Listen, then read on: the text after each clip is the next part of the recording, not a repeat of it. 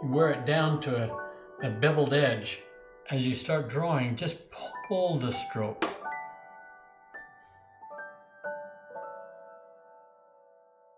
And you could darken that as you go down just by increasing the pressure.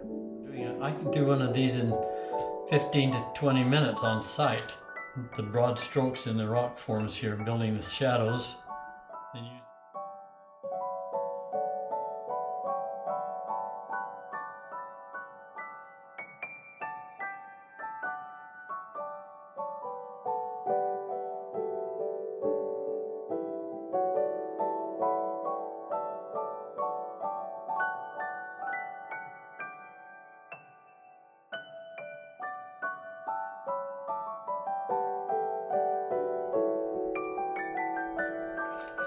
There.